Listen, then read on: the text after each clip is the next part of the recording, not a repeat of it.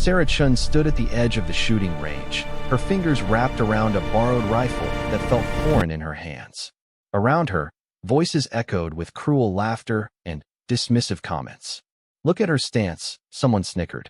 "She probably thinks the safety is a decoration." Another voice chimed in.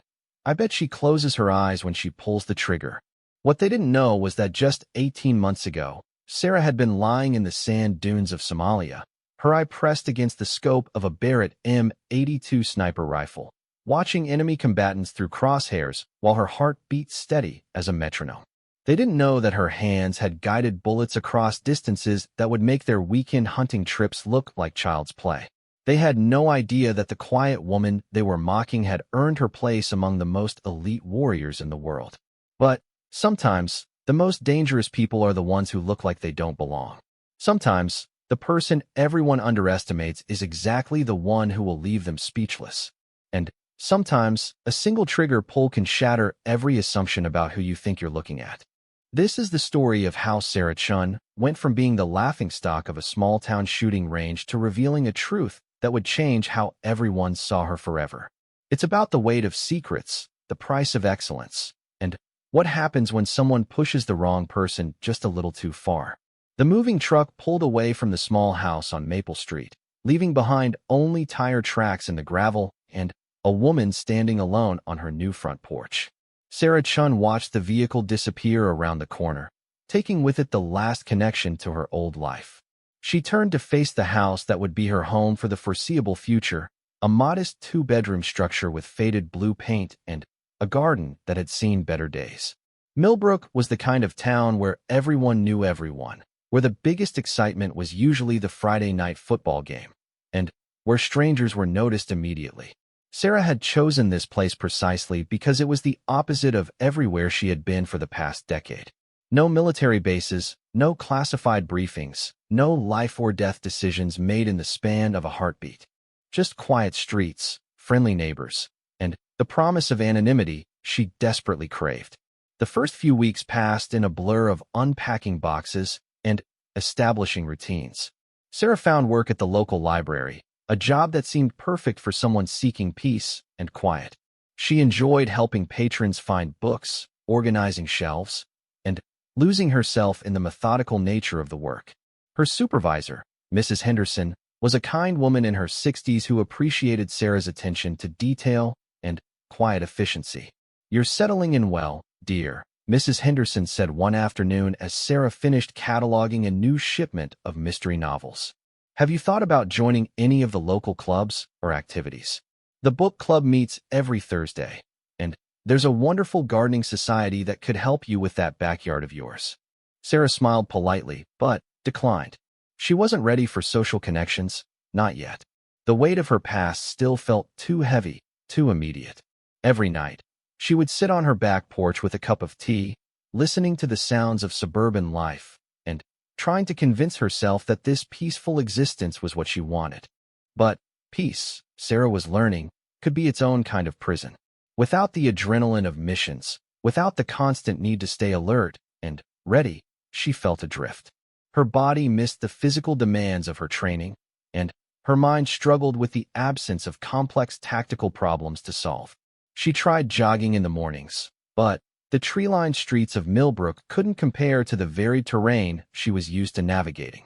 It was during one of these restless periods that Sarah first encountered the group that would change her quiet new life. She was walking home from work when she heard the sharp crack of gunfire coming from somewhere beyond the town limits. The sound made her freeze mid-step, muscle memory flooding back as her body automatically assessed the direction, distance, and type of weapon. It took her several seconds to realize that this wasn't combat, it was recreational shooting. Following the sound, Sarah found herself at the Millbrook Shooting Range, a sprawling facility that served the surrounding counties. The parking lot was full of pickup trucks and SUVs, and she could see groups of people gathered around various shooting stations. For the first time since arriving in town, she felt a pull toward something familiar. The range was busier than she expected. Families were teaching their children basic gun safety. Hunters were preparing for the upcoming season, and several groups of friends were engaged in friendly competitions. Sarah paid for an hour of range time, and rented a basic rifle, telling herself she just wanted to see if she still had her touch. The rifle felt strange in her hands, lighter than what she was used to, with a different balance and trigger pull. She took her time setting up at one of the longer-range stations, checking the scope and adjusting for the conditions. Around her, she could hear conversations about hunting trips, local competitions, and weekend plans. "Hey, looks like we got a newbie," a voice said behind her. Sarah turned to see a group of 4 men approaching, led by a tall, broad-shouldered guy with a confident swagger. "I'm Rick Thompson," he said, extending his hand. "You picked a good day to try shooting. Weather's perfect for it." Sarah shook his hand and introduced herself simply as Sarah, offering no additional information. Rick seemed to take her reserved nature as shyness or inexperience. "First time at a range?" asked another member of the group, a shorter man with an expensive-looking rifle. "It can be intimidating at first, but you'll get the hang of it. Key thing is not to be afraid of the gun." "Thanks for the advice," Sarah replied diplomatically, though the suggestion that she might be afraid of firearms was almost amusing given her background. Rick's group set up at the stations next to her, and Sarah couldn't help but notice their equipment. They had high-end rifles, custom scopes, and all the accessories that serious recreational shooters collected. Their conversation revealed that they were regular competitors in local shooting matches and considered themselves the unofficial experts of the range. "Not bad for a first-timer," one said. "Her stance could use work, though," added another. Sarah continued shooting, slowly finding her rhythm while maintaining the facade of being a novice. It felt strange to intentionally perform below her capabilities, but something told her that revealing her true skill level would lead to questions she wasn't ready to answer. After finishing her first target, she walked downrange to check her results. The shots were clustered in a respectable pattern, good enough to show promise, but not so good as to raise suspicions. When she returned to the firing line, Rick was waiting for her. "Nice shooting," he said, examining her target. "You've got natural talent. With some practice and maybe some coaching, you could get really good at this." "I'd like that," Sarah replied, playing her part. "Maybe you could give me some pointers sometime." Rick's chest puffed with pride at the opportunity to play mentor. "Absolutely. We're here most weekends. There's actually a local competition coming up in a few weeks. Nothing too serious, just a friendly match between the regular shooters. You should think about entering once you've had more practice." Sarah thanked him for the suggestion, though inwardly she wondered what Rick would think if he knew that she had once hit a target at 1,200 meters in crosswinds that would have grounded civilian aircraft. Instead, she simply nodded and began packing up her gear. "Hey Sarah," Rick called as she prepared to leave. "What do you do for work around here?" "I work at the library," she answered truthfully. "A librarian, huh?" Rick exchanged glances with his friends, and Sarah caught the subtle smirks. "Well, I guess everyone needs a hobby. See you around." As Sarah drove home, she reflected on the encounter. Rick and his friends seemed nice enough, but she had detected an underlying assumption that she was just another small-town woman looking for a new recreational activity. Their patronizing tone suggested they saw her as someone who would struggle to hit the broadside of a barn, let alone compete with serious shooters. That evening, Sarah sat on her back porch as usual, but her thoughts were no longer focused on the peaceful sounds of suburban life. Instead, she found herself thinking about the feeling of a rifle in her hands again, about the satisfying crack of a perfect shot, and about the way Rick's group had looked at her with barely concealed condescension. For months, she had been trying to leave her past behind, to become someone ordinary and unremarkable. But today had awakened something she thought she had successfully buried. The competitive fire that had driven her to excel in the most demanding military training programs in the world was stirring again, and Sarah wasn't sure she could continue to suppress it. She thought about the upcoming competition Rick had mentioned. Part of her knew that entering would be a mistake, that demonstrating her true capabilities would invite questions about her background that she wasn't prepared to answer.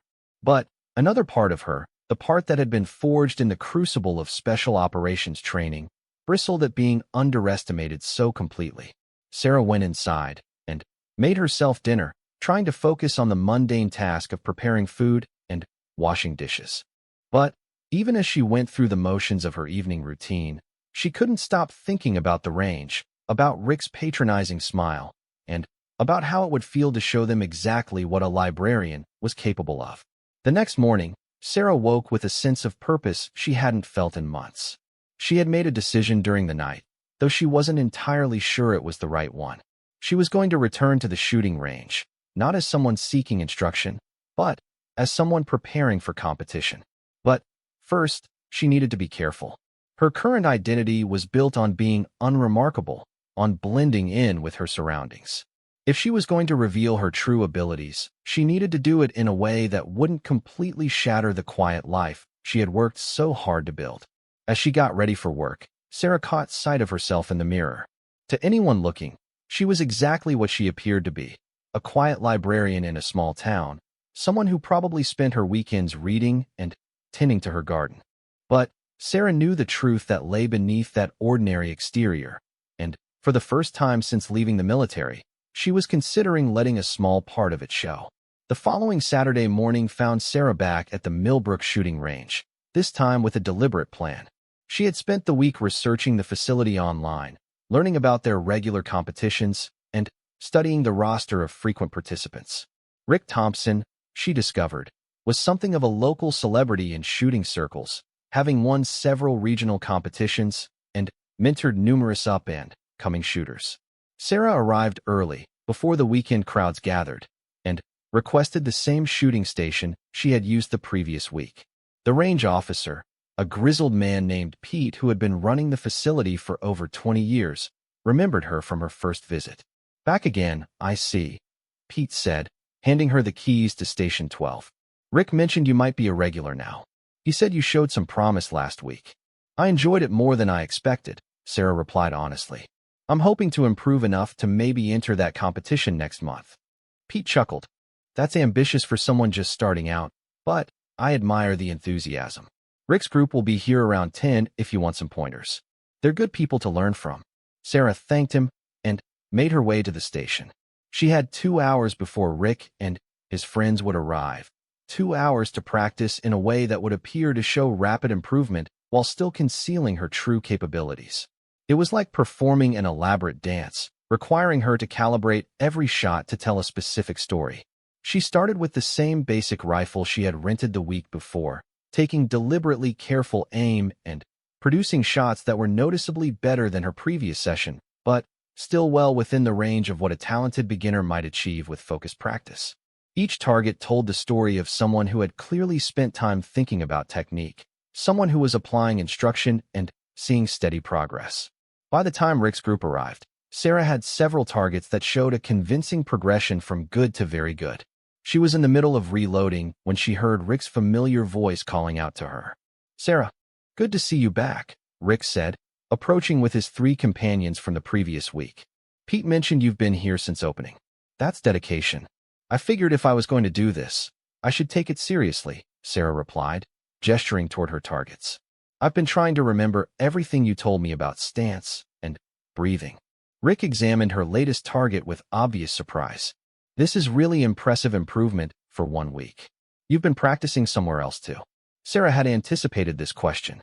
"I got a book from the library about marksmanship fundamentals and spent some time dry firing at home with an unloaded rifle. I hope that's okay. I was careful about safety." "More than okay. That's exactly what dedicated shooters do," said Mike, one of Rick's companions whom Sarah hadn't been properly introduced to the week before. "Most people think you just point and shoot, but the mental game is huge." The group spent the next hour giving Sarah what they believed was instruction, though most of their advice covered basics she had mastered years before achieving her first expert marksmanship rating. Sarah played the role of eager student perfectly, asking thoughtful questions and implementing their suggestions with what appeared to be natural talent combined with focused effort. "You know," Rick said as they prepared to leave, "there's a smaller competition this weekend, just an informal match between some of the regular shooters. Nothing as serious as the monthly competition, but it might be good experience.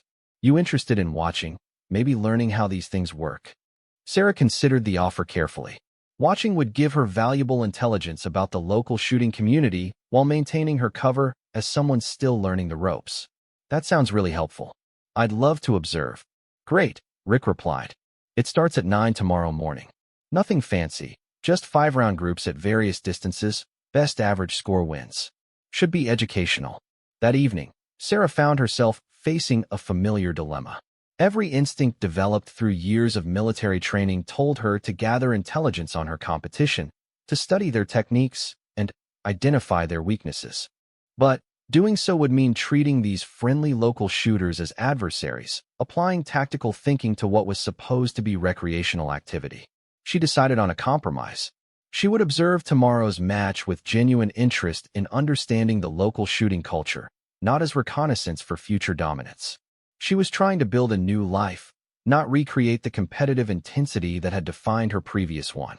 The informal competition drew about 15 participants, ranging from teenagers shooting with their fathers to seasoned hunters preparing for the upcoming deer season. Sarah arrived early and found a good vantage point where she could observe without being intrusive. Rick was clearly one of the more skilled participants, producing consistent groups that impressed the other shooters.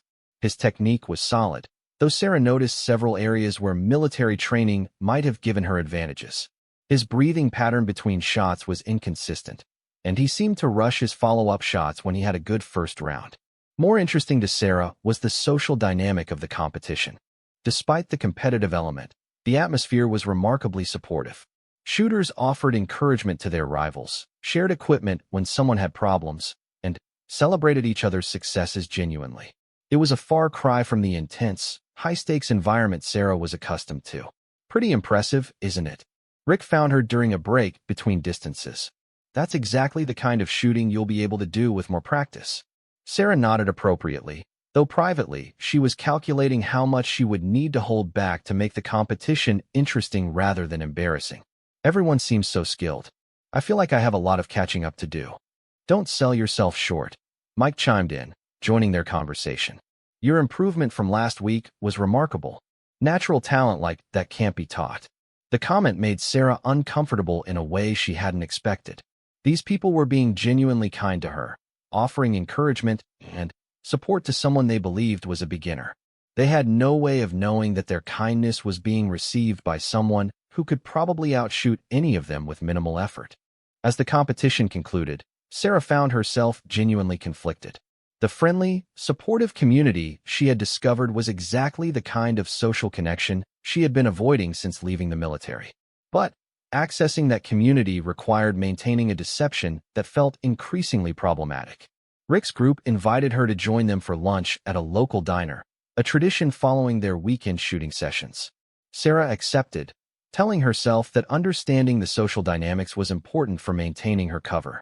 The conversation over lunch revealed more about each member of the group. Rick worked in construction and had developed his shooting skills during his teenage years hunting with his grandfather. Mike was a veterinarian who used shooting as stress relief from the demands of his practice. The third member, Danny, was a local police officer who appreciated the precision and discipline that competitive shooting required. So what brought you to Millbrook? Danny asked as they waited for their food. Not many people choose to move here. Most of our population growth comes from people who grew up here and never left.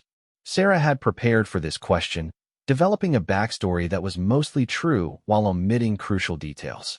I wanted a change of pace, she said. I was living in a big city before this, working in consulting. The stress was getting to me, and I decided I wanted somewhere quieter. Consulting in what area? Mike asked with genuine interest.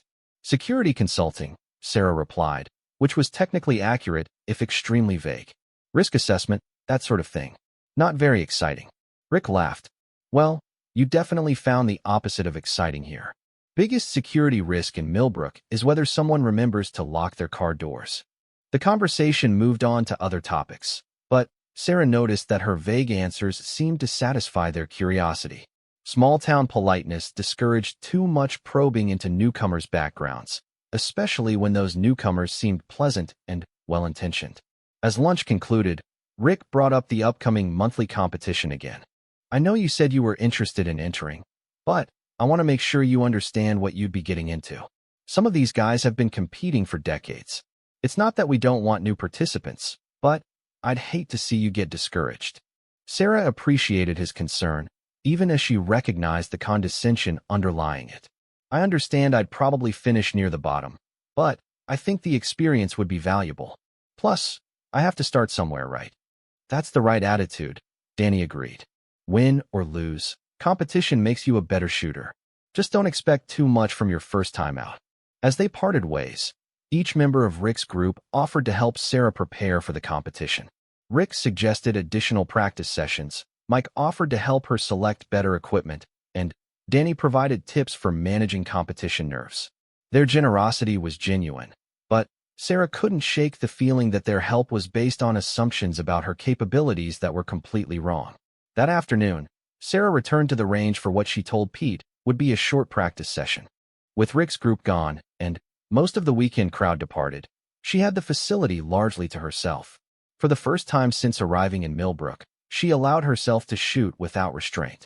The targets at 200 yards became exercises in precision rather than simply acceptable accuracy. Sarah's muscle memory took over as she fell into the rhythm that had been drilled into her through countless hours of training. Her breathing regulated automatically, her trigger pull became mechanical in its consistency, and her follow-up shots were guided by minute adjustments based on environmental conditions most recreational shooters would never notice. When she walked downrange to check her results, the targets told a very different story than the one she had been producing for Rick's benefit. These groups were so tight they could be covered by a quarter, with precision that would be remarkable even in professional military settings. Sarah stared at the evidence of her true capabilities and realized she was at a crossroads. She could continue the charade, gradually revealing improvement at a believable pace, and becoming a respected member of the local shooting community under false pretenses. Or she could find a way to reveal her true abilities without completely destroying the quiet life she was trying to build. Standing alone on the range with the evidence of her deception in her hands, Sarah made a decision that would change everything. She was going to enter the monthly competition, but not as the improving amateur everyone expected her to be. She was going to show them exactly what they were dealing with, consequences be damned. But first, she needed to figure out how to do it without revealing more about her background than she was prepared to share. The truth about her shooting abilities would raise questions about where she had acquired such skills, and those questions led down paths she wasn't ready to explore. As Sarah drove home, she realized that her quiet new life was about to become considerably more complicated. But for the first time in months, she felt truly alive again, energized by the prospect of competition and the challenge of revealing herself while protecting her secrets. The game was about to change, and Sarah Chun was ready to remind everyone that appearances could be deceiving in ways they had never imagined. The week leading up to the monthly competition passed with agonizing slowness for Sarah. Every day at the library felt like an elaborate performance, maintaining her identity as the quiet, unremarkable newcomer while internally preparing for what she knew would be a revelation that could change everything. Mrs. Henderson noticed her distraction during the Wednesday afternoon shift. "You seem preoccupied, dear. Is everything all right?" Sarah looked up from the stack of returned books she was processing, realizing she had been staring at the same title for several minutes without really seeing it. "I'm sorry, Mrs. Henderson. I've been thinking about this shooting competition I'm entering this weekend." "Oh my," Mrs. Henderson said with obvious surprise. "I had no idea you were interested in firearms. That seems so unlike you." The comment struck Sarah as ironic, given that firearms had been central to her life for nearly a decade. But she understood what Mrs. Henderson meant. The person she presented to the world was indeed someone for whom competitive shooting would seem out of character. "I've been trying new things since moving here," Sarah explained. "Trying to push myself out of my comfort zone." "Well, that's admirable," Mrs. Henderson replied, though her tone suggested she found the choice puzzling. "Just be careful, dear. Those competitions can be quite intense." If she only knew, Sarah thought, returning to her work with renewed focus on maintaining her cover. Thursday evening brought an unexpected visitor to Sarah's door. She opened it to find Danny, the police officer from Rick's group, holding a small equipment bag. "Hope you don't mind me dropping by," Danny said. "Rick mentioned you might not have proper ear protection for the competition, so I brought some extras." Sarah invited him in, touched by the gesture despite the complications it represented. Danny's kindness was genuine, but it also reminded her of how her deception was affecting people who had done nothing but try to help her. "This is really thoughtful," Sarah said, examining the high-quality electronic hearing protection Danny had brought. You didn't need to do this. Competition can be overwhelming enough without having to worry about inadequate gear, Danny replied, looking around Sarah's modest living room. Nice place. Very clean, very organized. Reminds me of military housing. The comment made Sarah's pulse quicken, but Danny didn't seem to notice her reaction. I imagine library work teaches you to be organized, she said carefully. Probably, Danny agreed, then shifted to the reason for his visit. I wanted to talk to you about Saturday. Rick means well, but sometimes he doesn't think about how intimidating these events can be for newcomers. Some of the regular competitors take things pretty seriously. Sarah appreciated the warning, even as she realized that she was probably the most serious competitor who would be present. What do you mean? Well, there's this group from over in Millfield. They drive about an hour to compete here because our facility is better than theirs. They're skilled shooters, but they can be intense. Sometimes they make comments about local competitors, especially newcomers. I just want you to be prepared. This was intelligence Sarah hadn't expected to receive. Comments about newcomers. Danny seemed uncomfortable discussing it. Nothing really inappropriate, just condescending remarks about small-town shooters, assumptions about skill levels based on where people come from. Last month, they made some pretty rude comments about one of the teenage competitors. Rick ended up having words with them. Sarah filed this information away carefully. External competitors with attitude problems could actually work to her advantage, providing a target for her demonstration that wouldn't affect the local community she was beginning to care about. Thanks for the heads up, she said. And thank you for the ear protection.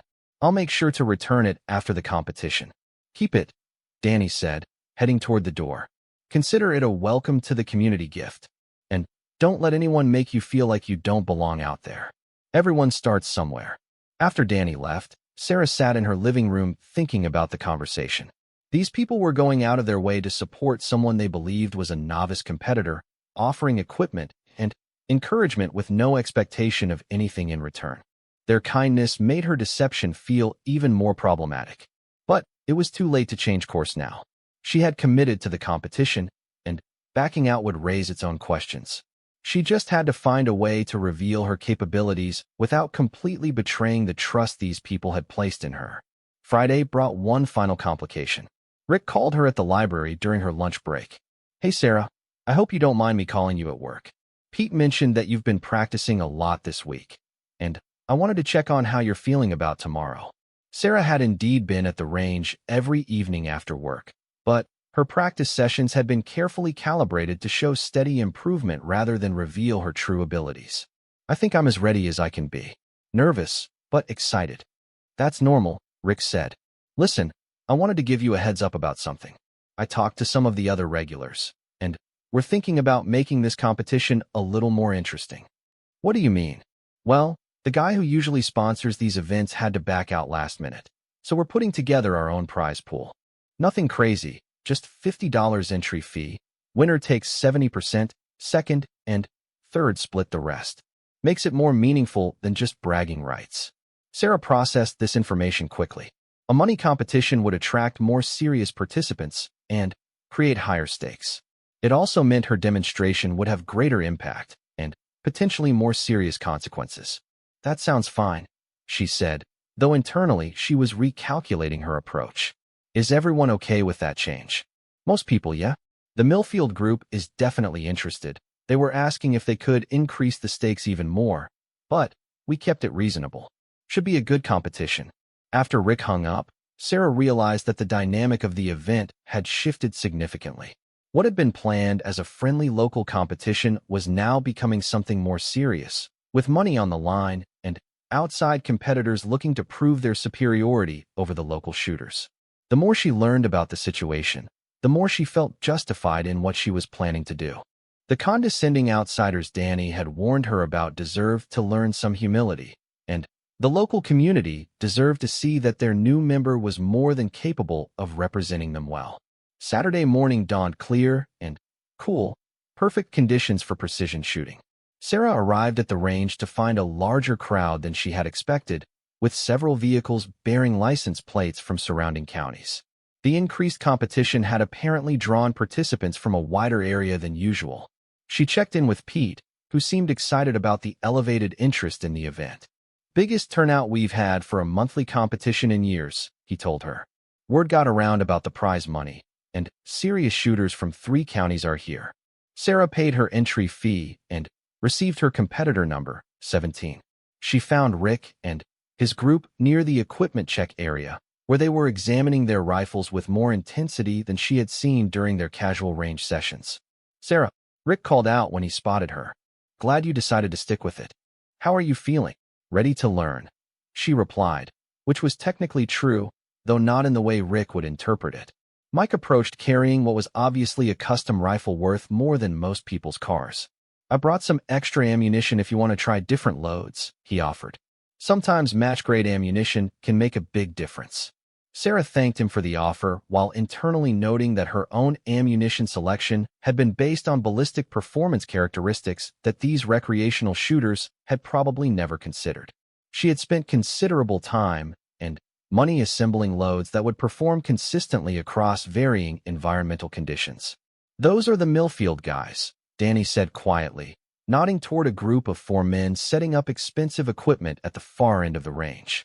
"The tall one with the beard is Tom Harwick. He's won several regional competitions. The others are pretty skilled too." Sarah studied the Millfield group discreetly. Their equipment was professional grade, and their setup procedures suggested extensive experience with formal competition. They moved with the confidence of people accustomed to winning, and she could already hear fragments of conversations suggesting they viewed the local competitors as easy marks. "Think any of the locals have a chance against them?" she asked Danny, genuinely curious about the competitive dynamics. "Rick's pretty good, and there's an older guy named Walter who's been shooting competitively since before I was born," Danny replied. "But, honestly, those Millfield guys are in a different league. They compete at state-level events." As the safety briefing began, Sarah found herself positioned between Rick and a young man she hadn't met before who appeared to be competing for the first time. The kid looked nervous, constantly adjusting his equipment and fidgeting with his rifle. "First competition?" she asked him quietly. "Yeah," he replied. "My dad's been bringing me to the range since I was 12, but this is my first real competition. I'm trying not to embarrass myself." Sarah understood that feeling better than he could possibly know, though in her case the concern was about revealing too much rather than too little. "Just focus on fundamentals and try to have fun," she advised. "Everything else will take care of itself." The competition format was straightforward. 3 distances with 5-round groups at each, total aggregate score determining the winner. Distances were 100, 200, and 300 yards, with scoring based on precision rather than pure accuracy. It was a format that would favor consistent technique over raw power. As competitors moved to the 100-yard line for the first stage, Sarah could feel the familiar pre-competition energy building around her. This was an environment she understood intimately, though she had never experienced it while maintaining such an elaborate deception about her capabilities. The Millfield group was stationed several positions down from her, and she could hear Tom Harwick talking to his companions with casual arrogance. "Should be easy money," he was saying. "Local yokels always think they can shoot better than they actually can. We'll probably clean up and be home before lunch." Rick was close enough to hear the comment, and Sarah saw his jaw tighten. The friendly local competition was becoming something more adversarial than anyone had intended. "Ready on the firing line," the range officer announced. "You may commence firing when ready." Sarah settled into her shooting position, feeling muscle memory take over as she found her natural point of aim. Around her, other competitors were beginning their strings of fire, the sound of gunshots creating a familiar rhythm that brought her fully into the moment. This was it. For months, she had been Sarah Chun, the quiet librarian, the unremarkable newcomer who worked at the library and kept to herself. But now, with a rifle in her hands and targets downrange, she was about to become someone very different. She took a deep breath, let it out halfway, and squeezed the trigger for the first time in competition since leaving the military. The shot broke cleanly, and through her scope, she could see exactly where it had impacted. It was time to show them who she really was. The first shot from Sarah's rifle cracked across the range with a sound that seemed to echo differently than the others. Through her scope, she could see the bullet hole appear exactly where she had intended it, dead center of the target. But this was only the beginning. For her second shot, Sarah made a minute adjustment to account for a slight breeze that had picked up. The other competitors around her seemed unaware of the wind change, but years of training had made her sensitive to environmental factors that most shooters would miss. The second bullet hole appeared less than a quarter-inch from the first. By her third shot, people were beginning to notice. The young competitor next to her glanced over after hearing the consistent timing and precision of her shots. His own target showed a respectable but scatter